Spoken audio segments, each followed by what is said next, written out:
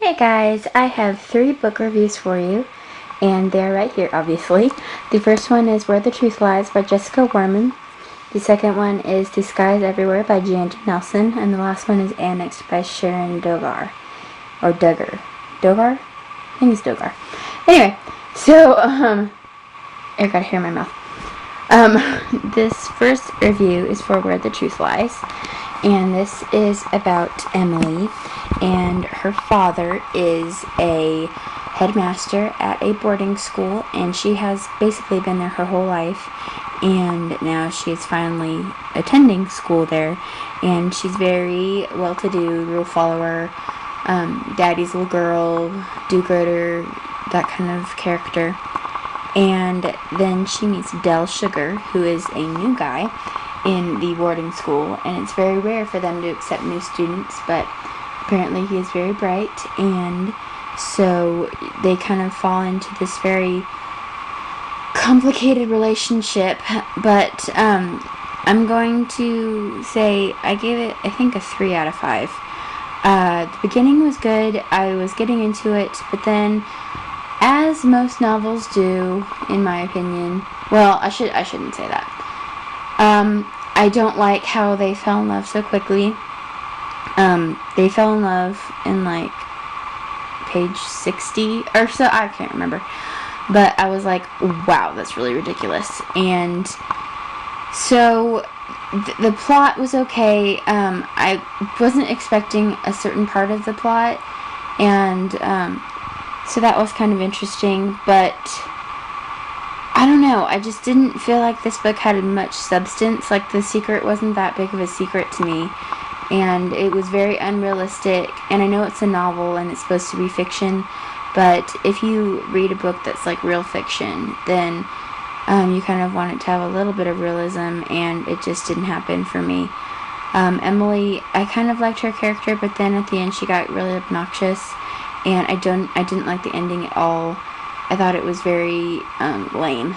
So, not sure I loved this. I didn't like this book that much. The text is kind of a lot to read, and it's kind of small, and some parts it's kind of confusing, but I don't know. It just, I was kind of hoping something different would happen, and it didn't happen, and so I think I just was disappointed with that, and so I kind of judged the whole book. But the cover is gorgeous, but it just didn't do anything for me. So, I mean, I liked it, but I didn't love it. And so if you guys are still interested in reading it, I say go ahead, but read at your own risk, because I don't know. So it wasn't that great. So then The Sky is Everywhere by Jandy Nelson, and I believe I gave this a 5 out of 5. It was a beautiful, beautiful book.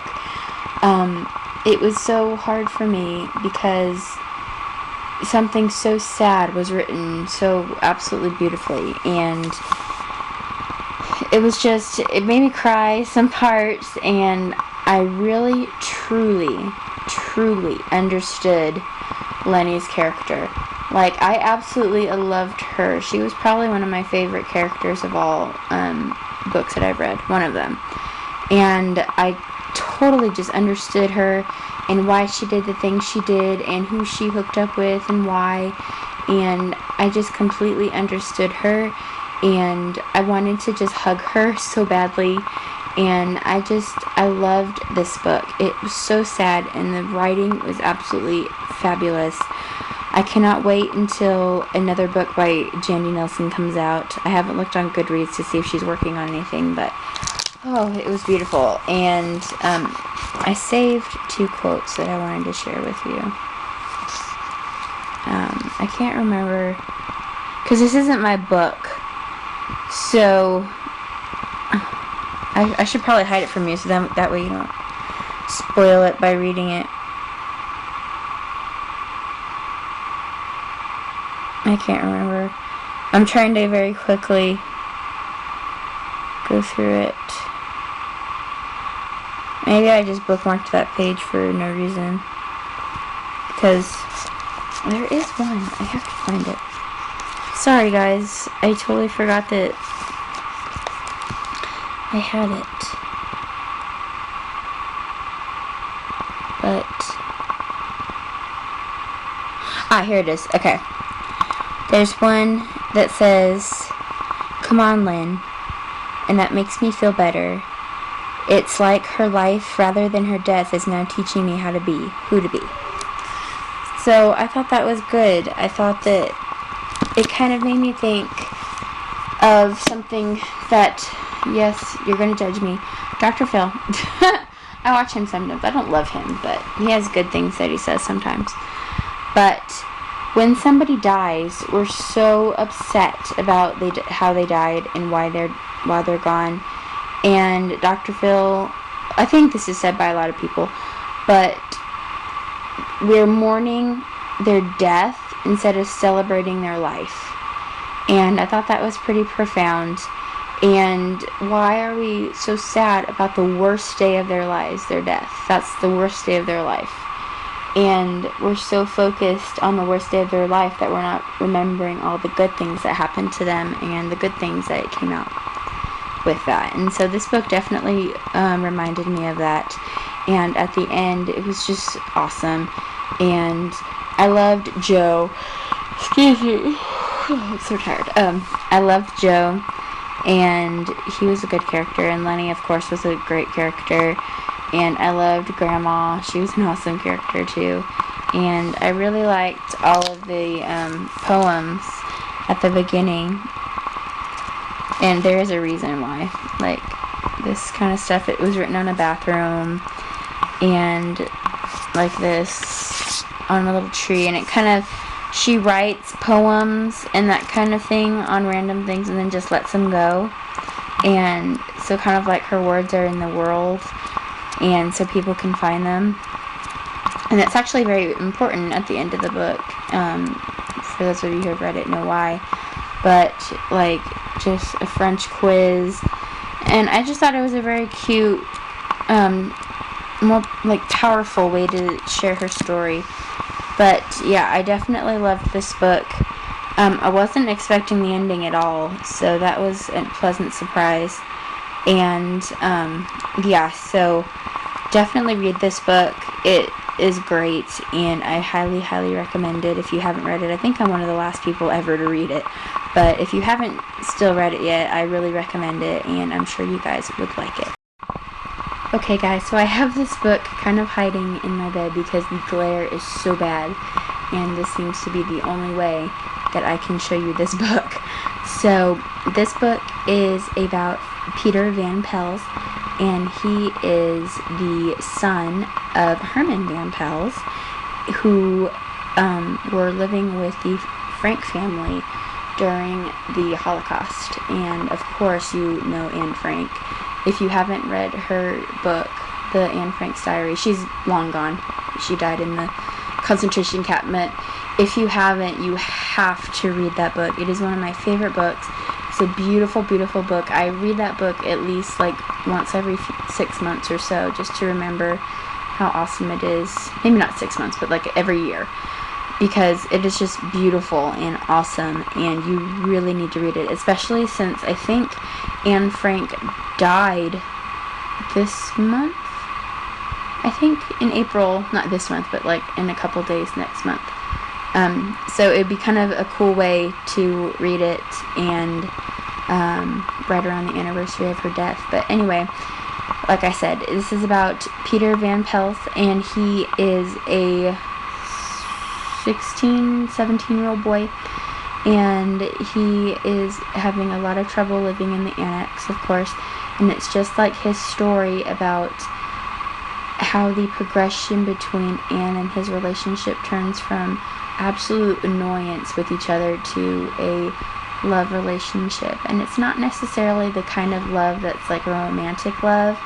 I think Peter does care for Anne a lot, but it wasn't cheesy, and that's what I loved about it. And it's really genuine and innocent, and I really love those kind of love stories that are innocent, because there's so many gross love stories nowadays that are so part of the times, and it's just nice to see a relationship that isn't based on sex and kissing, and I mean, that's part of it, but it's not so wrapped around that. Like, it's actually about two people who care about each other. Imagine that.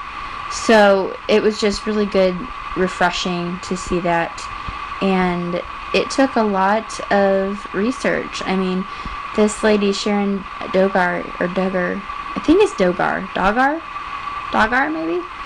Anyway, so I have to give major props to her, because it takes a lot of research to make sure the dates are right, to make sure the characters are in character, to make sure that all of the dates are right, you know, how the annex looked, the descriptions. Like, she researched a lot, and it's really great, and it really does.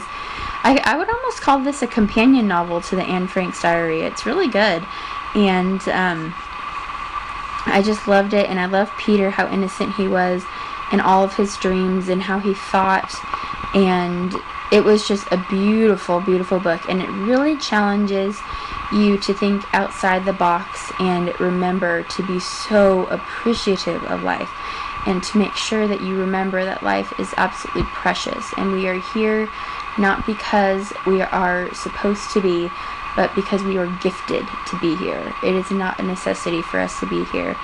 It is definitely a gift that we need to take advantage of and live life so like a new child would live life. And it was just a really good book, and like, I was so, after I was done reading this book, I just wanted to go outside and breathe in the air, because these people, and this is based on a true story, so I mean, this really did happen. So these people were in this dark house for 2 years.